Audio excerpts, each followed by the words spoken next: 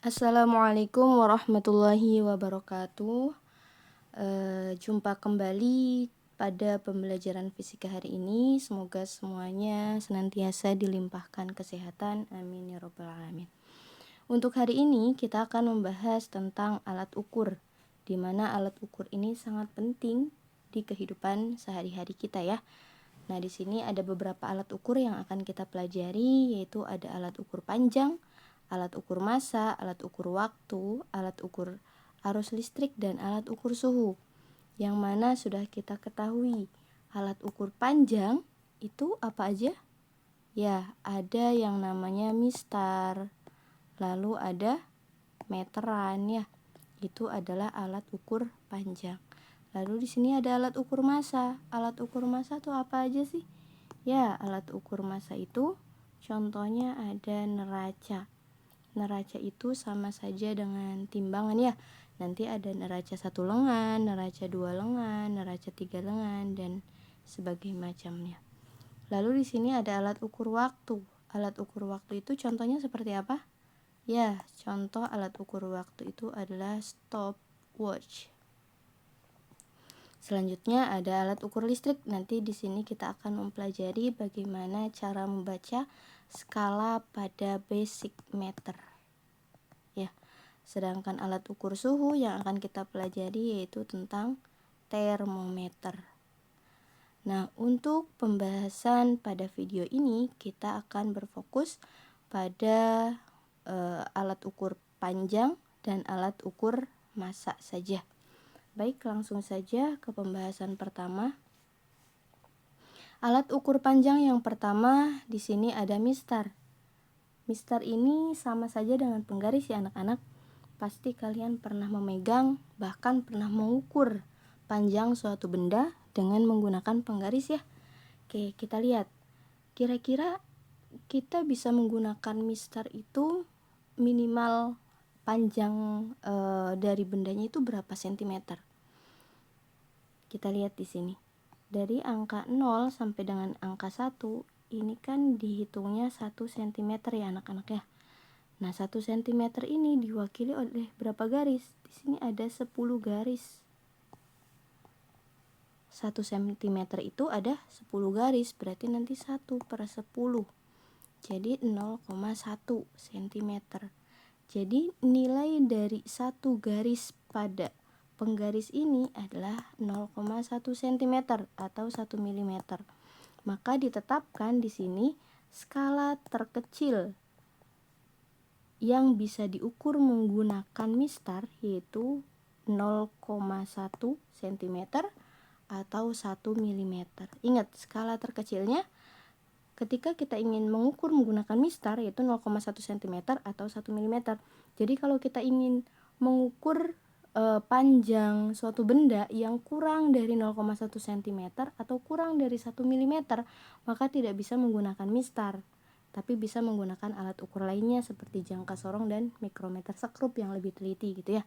Jadi pokoknya ketika kalian menggunakan mistar, minimal panjang bendanya adalah 0,1 cm atau 1 mm saja. Nah, di sini ada contohnya nih anak-anak. Bisa kita perhatikan.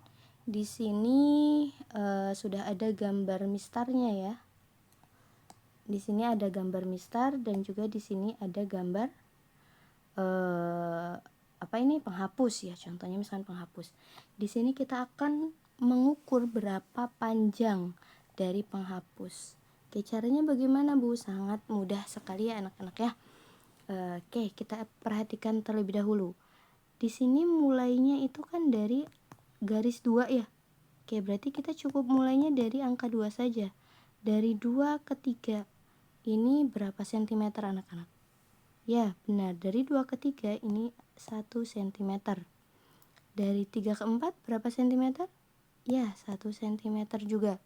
Dari 4 ke titik putus ini ada berapa garis anak-anak? Ada 3 garis. Kita ingat bahwa satu garisnya itu kan 0,1 cm. Begitu ya. Maka 3 garis jadilah 0,3 cm. Tinggal dijumlahkan 1 ditambah 1 cm ditambah 0,3. Jadi panjang dari penghapus ini adalah 2,3 cm. Nah, mudah bukan ya? Oke, kalau misalkan cara yang lain ada tidak Bu? Ada. Caranya sangat mudah anak-anak. Tinggal kita hitung saja satu-satu garisnya ya. Tapi ingat, ini kan berarti mulainya dari garis ini kan. Nah, garis ini jangan hitung satu, tapi hitungnya mulainya dari 0 anak-anak, bukan dari satu ya. Oke, kita hitung. Ini 0. Sorry, ini terlalu besar. Kita hitung dari 0 ya. 0, 1, 2, 3, 4, 5, 6, 7, 8, 9, 10, 11, 12, 13, 14, 15, 16, 17, 18, 19, 20, 21, 22, 23. Ada 23 garis anak-anak di sini ya. Oke, 23 garis. Ketika kalian menghitungnya jumlah garis, maka 23 ini nanti satuannya bukan cm anak-anak, tapi jadi 23 mm ya, mm nanti satuannya.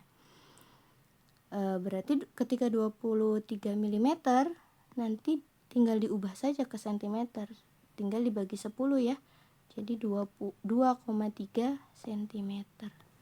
Oke, ada dua cara ya. Yang pertama tadi caranya bisa diulang kembali. Yang kedua caranya tinggal dihitung ada berapa jumlah garisnya, dimulai dari angka 0, bukan dari angka 1 ya anak-anak. Dimulai dari angka 0, kita hitung ada berapa garisnya. Karena di sini ada 23 garis, maka nanti di sini satuannya dalam milimeter. 23 mm atau dalam sentimeternya tinggal dibagi 10, jadi 2,3 cm. Nah, begitulah cara menghitung panjang atau cara mengukur panjang suatu benda menggunakan mistar. Sangat mudah ya. Oke, kita lanjutkan ke pembahasan selanjutnya.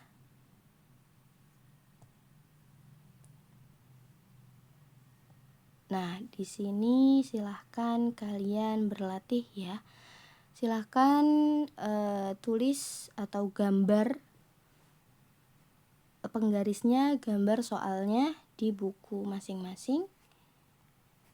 Bisa di skip dulu ya nanti videonya. Silahkan kalian gambar di buku masing-masing. Ini nomor 1, ini nomor 2. Di nomor 1 di sini ada balok kayu. Silahkan kalian hitung berapa sentimeter panjang balok kayu tersebut, atau berapa milimeter boleh ya anak-anak, sesuai dengan cara yang sudah ibu jelaskan. Lalu di sini ada nomor 2 juga, silahkan di sini ada sebuah kayu ya, sama sebuah kayu yang ingin diukur berapa panjangnya menggunakan mistar. Silahkan kalian bisa mengukurnya di buku tulis. Jadi kalian tulis di buku tulis bagaimana caranya begitu ya. Oke. Nah, di sini kita lanjut terlebih dahulu ya anak-anak. Materi selanjutnya, kalian pernah tidak mengukur diameter luar suatu benda? Contohnya kalian mengukur diameter dari uang koin. Uang koin tahu? Uang 500-an gitu ya. Uang 100 rupiah itu adalah uang koin. Nah, kita tuh uang koin itu kan bentuknya lingkaran ya anak-anak. Kita ingin menghitung atau mengukur berapa diameternya. Diameter itu adalah apa? Titik tengah. Ini titik tengah dari lingkaran. Nah, gimana cara menghitungnya Bu? Apakah bisa pakai penggaris? Ya bisa. Tapi nanti akan lebih mudah menggunakan alat lain ya anak-anak ya, yaitu ada alatnya. Alatnya apa sih Bu? Gitu. Nah, alatnya ini namanya jangka sorong anak-anak. Kalian pasti sudah pernah melihat, sudah pernah menggunakan, atau sudah pernah membaca skalanya ketika di MTS. Nah, alat ini bernama jangka sorong. Jangka sorong ini lebih teliti daripada mistar. Kalau mistar skala terkecilnya tadi berapa? 0,1 cm ya anak-anak, atau 1 mm. Nah, kalau jangka sorong skala ketelitiannya itu lebih kecil, berapa Bu? Yaitu 0,01 cm anak-anak, lebih kecil daripada mistar. Jadi kita bisa menghitung panjang atau bisa mengukur panjang suatu benda yang panjangnya itu sampai 0,01 cm, sangat tipis ya anak-anak. Nah, ini adalah bentuk dari jangka sorong. Di sini ada bagian-bagiannya. Yang bagian atas ini namanya rahang dalam. Rahang dalam ini fungsinya untuk apa, Bu? Untuk mengukur diameter dalam. Contohnya adalah di spidol. Di spidol itu kan ujungnya ada diameter luar, ada diameter dalam. Bisa kalian lihat di rumah masing-masing jika ada spidol. Di ujungnya itu ada lubangnya, lubang dalam sama lubang luar. Nah, untuk mengukur diameter lubang dalamnya, maka kalian bisa menggunakan rahang dalam. Lalu di sini ada rahang luar. Rahang luar itu fungsinya untuk apa, Bu? Fungsinya untuk mengukur diameter luar anak-anak. Atau mengukur diameter benda saja ya. Untuk mengukur diameter luar benda. Atau bisa juga mengukur ketebalan suatu benda. Jadi kalian bisa mengukur ketebalan buku atau bisa mengukur ketebalan penghapus, itu menggunakan jangka sorong ya anak-anak. Nah, di sini ada sakrup pengunci. Sakrup pengunci itu fungsinya untuk apa? Agar si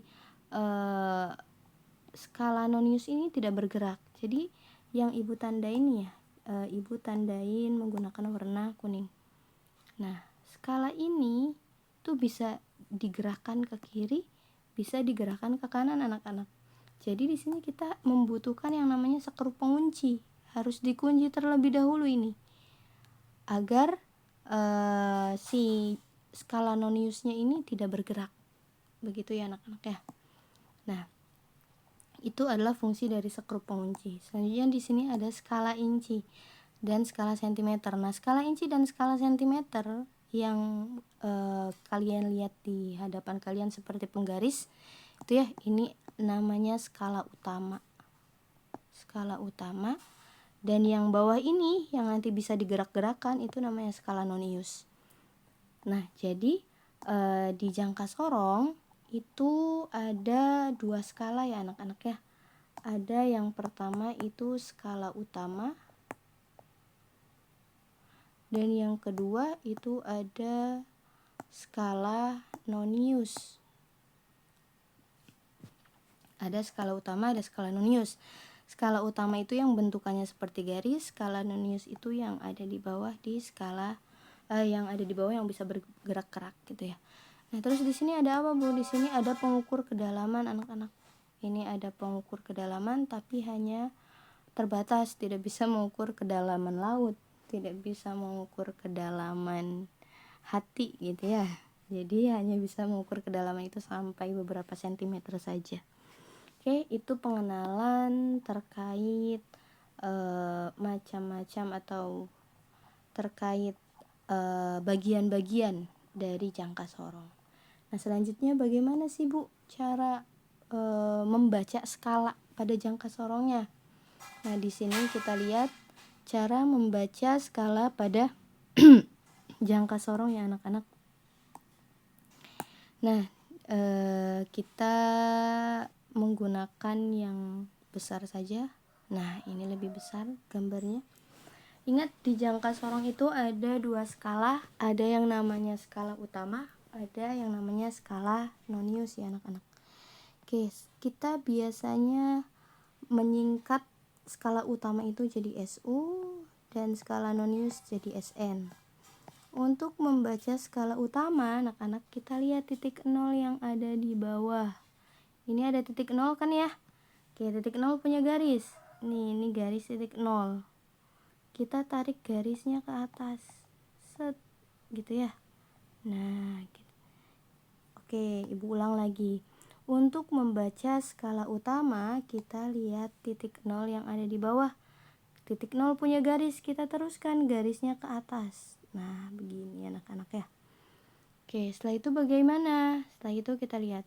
Kita baca dulu. Di sini ada angka 10 ya anak-anak. 10. Ketika berhenti di garis ini jadi 10,1. Ini 10,2, 10,3, 10,4, 10,5, 10,6, 10,7. Ini ada 11, berarti ini ada 11,1, 11,2, 11,3, 11,4, 11,5. Begitu cara membaca skala yang bagian atas ya anak-anak ya. Nah, kalau membaca skala yang bagian bawah gimana? Ini ada 0, 1, 2, 3, 4, 5. Nah, jadi berbeda kan ya cara pembacaannya. Kalau yang atas itu 10, 10,1, 10,2, 10,3, 10,4, 10,5 dan seterusnya. Kalau yang bagian bawah itu pembacaannya 0, 1, 2, 3, 4, 5 dan seterusnya. Nah, oke, kita lanjutkan kembali. Ibu hapus ulang dulu ya. Oke, cara membaca skala utama S atau SU. Kita lihat titik 0 yang ada di bawah, ada garisnya, teruskan ke atas. Nah, garis ini yang ibu teruskan ke atas nih antara skala berapa sama skala berapa? Berarti antara 10,1 dan 10,2, begitu ya cara bacanya. Garis ini antara 10,1 dan 10,2. Maka kalian ambil skala yang lebih kecilnya, yaitu 10,1. Maka tulislah di sini SU-nya 10,1 cm. Skala noniusnya gimana, Bu? Skala noniusnya lihat garis yang lurus, garis bawah yang lurus dengan garis atas. Gitu ya. Ibu hapus dulu ini. Oke. Kalau 0 kira-kira lurus nggak dengan garis atas? Tidak lurus. 1 tidak lurus, 2 tidak lurus, 3 tidak lurus, 4 tidak lurus, 5. Nah, 5 ini garisnya lurus dengan yang bagian atas. Maka SN-nya 5 dikali 0,01 cm. Jadi ketika skala nonius wajib dikalikan 0,01 dulu ya anak-anak, karena 0,01 ini adalah skala terkecil atau skala ketelitian dari jangka sorong. Oke, sekarang kita jumlahkan. 5 dikali 0,01 kira-kira berapa? 0,05 ya. Kalau 6 kali 0,01 berapa? 0,06 gitu ya. Kalau misalkan 12 kali 0,01 berapa? 0,12 gitu ya. Jadi ketika ada dua angka maka di belakang sini tidak perlu dikasih koma lagi. Tapi ketika satu angka maka di belakang koma itu harus ada 0 lagi. Begitu ya, lebih mudahnya. Biar kalian tidak perlu pusing menghitung. Setelah dikalikan, setelah bagian ini, yang bagian bawah ini dikalikan, tinggal jumlahkan dengan yang SU-nya. Jumlahkan dengan 10,1. Tapi ingat anak-anak, ini komanya ini harus lurus. Gak boleh gak lurus ya, harus sejajar. Baru bisa dijumlahkan. Berarti 10,1 ditambah 0,05 berapa? 5, 1, 0, 1, 10,15 cm. Maka hasil pembacaan skala pada jangka sorongnya yaitu 10,15 cm. Oke, begitu caranya ya anak-anak ya. Mudah kan ya? Ingat yang pertama baca skala utamanya dulu, baru setelah itu baca skala noniusnya. Skala utama itu dari titik 0.